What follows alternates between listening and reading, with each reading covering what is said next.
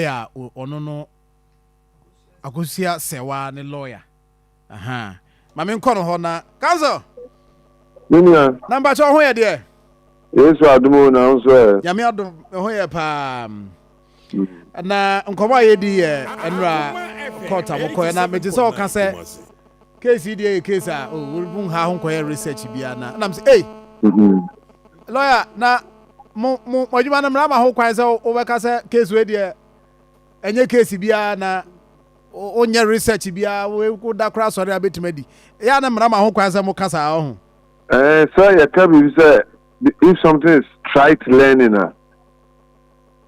child learning just say aba me edi am say I common sense. Oh okay What do you say? Okay asema you over 20 Supreme Court decisions and in the same line. Akoma FM 87. We make quite every research be on higher than Matthias and my fingertips. That's one kasa as a lawyer why we need case be pay. Oh, my Serwah, my Lucy be grounds open. The same case well Lucy be paying. Similar case. Now in the case grab Lucy you know. Now Bemano Ajawa dear but yeah divorce certificate on so. You know ban e be kun yo abusuafo na de marriage certificate ba say no aware no. Court be say divorce certificate si we jana divorce certificate yeah nyama. Omu dia London. Anu ti court bu atia Akoma FM. Anyo ba no ono wa just call the boy we abusuafo na kofa ba and the way the say how lawyer be the country say man na say dwene say lawyer yi how is he practicing what said that na say emrano no ni it has become child learning and the way you research Na we the minia evansinkum o say no friend bia evansinkum sinka case we grade na senka no kra nko so kokodi animu but onye lawyer nti eno no court da ho abobu say dey na e kan no ba okokro do wi ni sa ho Akoma FM 87. but lawyer for your tier for ne ye nyina no ye nti ase mu e dey na mo hwehwe every court. Okay, my main background now. One month, Yura. That is no Benjamin Fanny currency. Ghana Michael Jackson. O free me. Nigeria system cho. Akosua Serwah no Germany. And also ba. You can't want me to also ban now. Be oba na ya nhihye. Na nhihye mu de di mu animu pa na friend odobroni. Adi also no FM 87.9. Oni lumba awo ntono so yeye odi animu aye ni ma sign contract ni ma na unim se ni Akosua Serwah te o mi na no after one week of protest no mutual elected president ono kura onye yire na oni lumba ejai ono kura de nsan bae ntono lumba ejai nti onye yire na just in effect no kura nkwa ma ni nyebi na japade kura wanya I don't know the bad damn me and me too no for mammy. Same way they can name prayer. Young court na court in China new course. Wafa. Akoma FM 87. Any a summer say court in can NCSP. Akosua Serwah na ye surviving spouse. They can spouse will be an equal word done. Now Musanshe.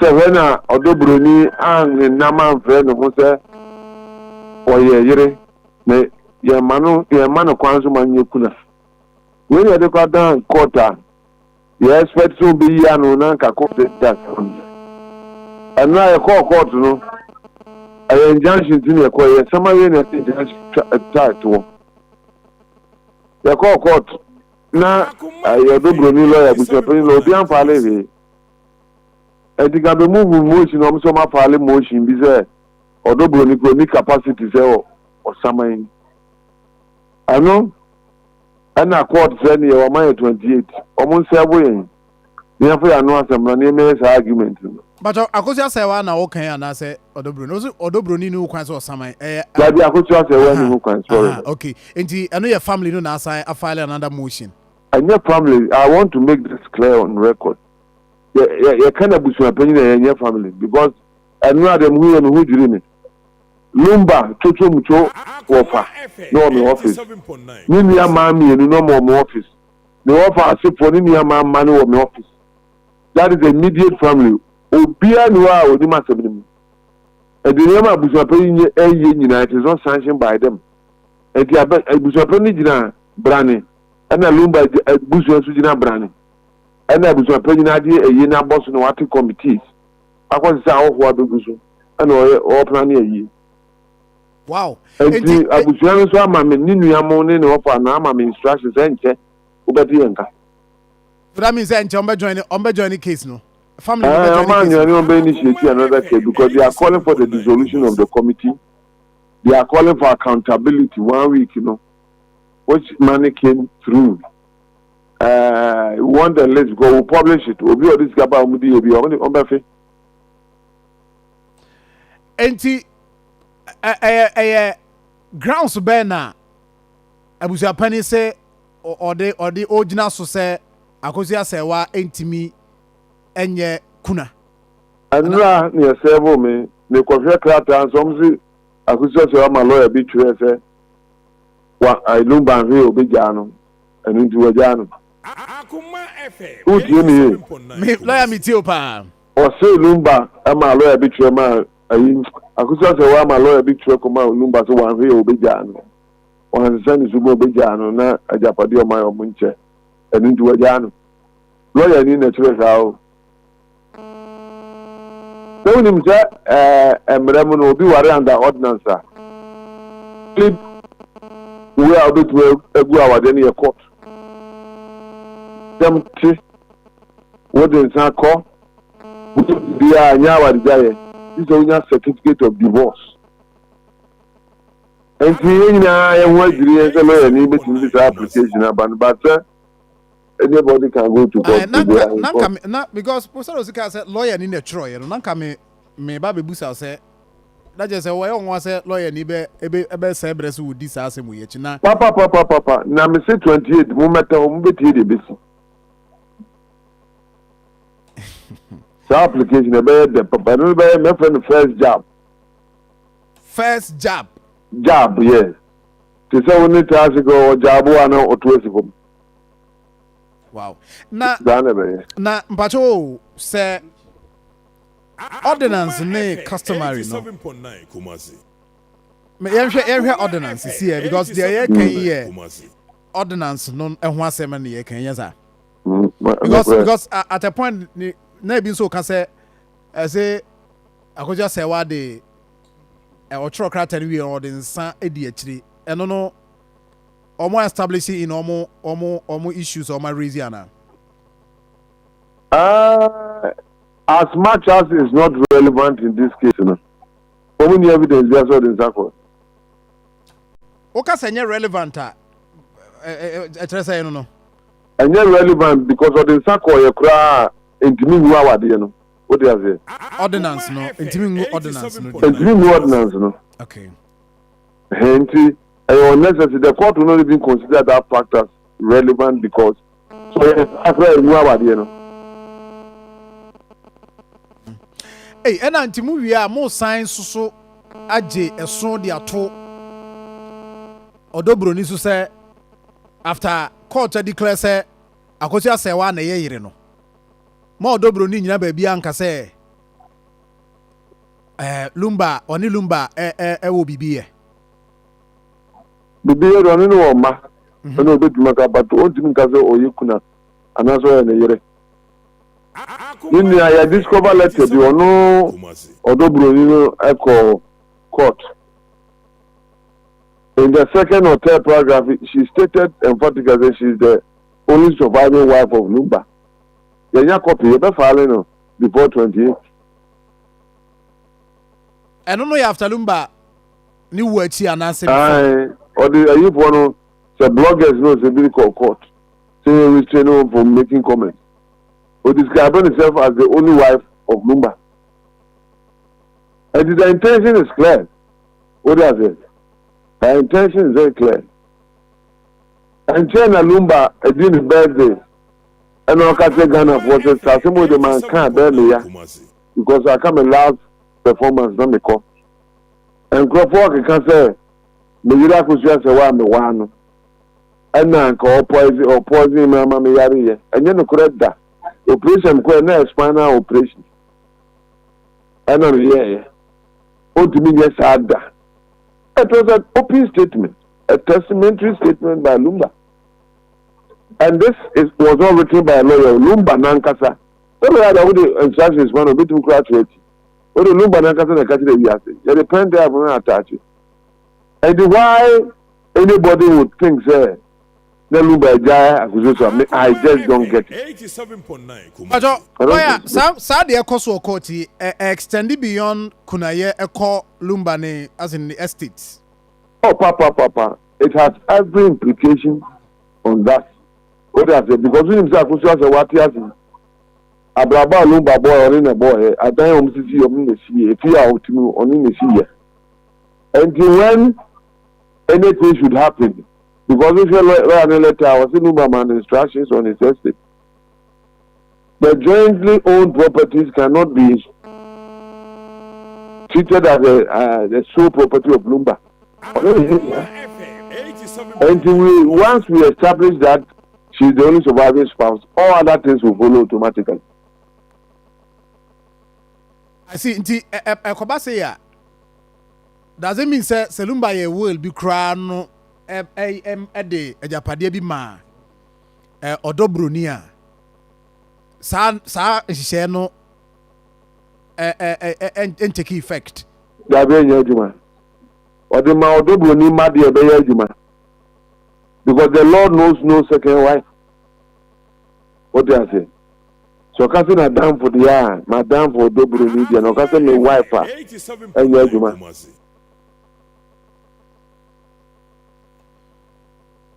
Bajo mramu no yesua de mramu no se omo argue se oh na Akosua Serwah waja bema ho ana bema free nchen over 15 years eno oba foforo neti mramu no emma sa oba foforo no so that ownership no se me so ejapade bi ho se me so nya bi ugo wi obi ade na ade no wo ho a ma ye wo dia ya ni pondo uzo obi otimi je meboa ni ati wa ko wi na wallet measure back pocket 2 years would be to awache would be to gare na that ro ba no hu se so botoma essence of the show bottom 2 years in Israel abaya dia same applies to anya hwekra bia yetimi hu obo so wo ne wo kra no wa hweso si obotoma na se obotoma wallet mu na se maybe sao sika se wallet na akofo sika na wo na wa hweso na se we di sika no sika na abo aho Lumba ni odobroni wana abo na yonko wo wa siasta 87.9 one wo twempra ni sika nyina esati obi yes ni fe ni ya ati obi yes o mo se wa bre ogodi da na so bre okodi busa so okodi da na so bre na wo hu ni se de na okodi de that the Lumba yire but so Lumba yare mu ni ade nyina so bre ya de ben please can you tell me when Lumba was sick? Lumba was sick but was active. You get the point? He wasn't well but he was active. Not ronium, not bonium, not sa, not backstage so. He wasn't a vegetable. And disorderity, that's all channel. Or no be animal now or the sikamani di, not trying to care, not difference. And yet, then no dear. But the way any now so performing any wife duties be our baby. You wait to say what performing that duties are and no bit me a man can say at least recognition and so ebem. You see this, unfortunately, the law no for our dear. It doesn't permit that. Now, my normal scenario, German government is a Lumba Wari second, only the better know. Because it will be strange for them to hear that Lumba Wari second was under their law. It's impossible. But my establishment Lumba a citizen, a German citizen. Yes, he was, yes. It's a Lumba, So we be file am Germany. This is Akosua Akosua Serwah. So ni mza. And your double ni bread once here. But my money nyina akọ. Okay. Nti ne mani nyina no automatically say obre no ho ase ne mani nyina no betimi akoye German national. Okay. But on the file am because on capacity to do that. Akosua Serwah na be file. Yes. Senami ku emma wo Ghana. And by virtue of the nationality no. Also me entitled to German nationality. Me file say German ban e mo no mombra. Emra fi. Yes, because you didn't certificate because Lumba ne will oye so o stati wo mu say mo fa japade ma meyere Akoma FM 87.9 odobroni a I'm so your friend Prisla na say why bibi sa implications there because obi a obaye say null and void. There's a decided case. Make the application of ne nationality, the German nationality, some no ade no. And na ma me dey bisa we say no dey yani betim da ko evidence before as it is the German government pretends not to know what is happening. So your application as we don't intend to do that.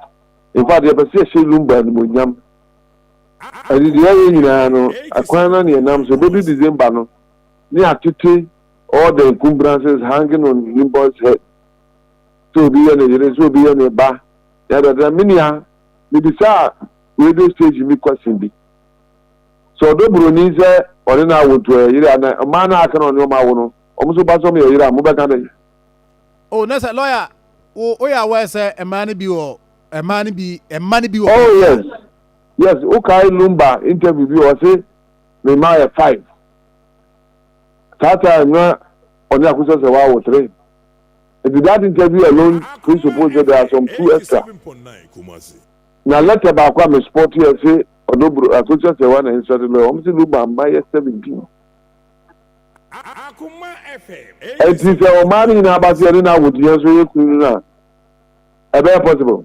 And the Akosua Serwah Kasadi and on Lumba and Ma or Modo saying, oh, 3. Oh, okay. Mm. And the possible case way move to me a year free court a possible. And on what condition the Bema Sadi and possible? All things are possible. Settlement they won't call who the outcome. And the force Brana Dumikako, depending on what will happen, you can decide whether to be part of it or not. Don't you think? To me, client that you are now naming the commodity railway or December the 3 man. Flight, fare, school, any other day, good duty man. Unfortunately, they never consulted her. The extended head of family decided to take the decision without telling them. Obiso besides na omukọ and committee ni ko no and o kan say seize the game ban obi besides na see I agree or seize the was the kind of war. You see, so this is a man who has decided to mess up Lumba. Because Lumba yaka, Abraham Lumba tiazen. 87.9. Lumba's body to such a man. Ninyama or Ninyama or Niwa more or the woman come. It's a fault. Is that done in your family? If we are Bushadia, you are Fakahu. And a year in Bushadia, a year all the stakeholders, including Ghana music, whatever, for Minakahu, Kahu, Yirekahu. And your friend is saying, Makahu. There you know, don't really Makahu. Yeah, but any possible say, and I say likely said the echoes will be affected it, you know. There will be judging primary assurance. You see, the idea of the injunction, you. So don't know any delay. Not say or advantage of a slow case, and not say the Dima judge in one. It is the injunction to Sudia. on be ba me appropriate me di asem no one for junction to so they will be filing unnecessary documents yes you know na de mo pedi o manya they will prevail upon the court to grant the injunction or grant here obi araba table no ye na yaka say the 1 month di asem no yes 6 December no yeah. Otherwise, if the committee decide, the new committee decide to change the date, so be it. Because when you say, as far as the funeral is concerned, they only announce the date. That I'm going to assign. Yes, I'm going to name date. And the new idea of my photo BB, I'm say, Yaboka. And you change the date, affected. There's nothing like that. And you are saying that Akosua Serwah Crown say data busuano asset no enye data ebeboa no enye convenient kra ma no 87.9 Kumasi, which means date no say we court to the nyina na o say no sa sha CB 15th no enye likely say 15th na eye ni beba so if say the ono be kuna no 6 December data o ma hye no enye likely say Sunday no date no beboa if say court ewie na court say Akosua Serwah na ekunani o say kunani wo ho a likely say date no besa because emwa kunani no date in the emwa Akosua Serwah but people no you have to come 87.9 and perform it but ono de konya dia anke say date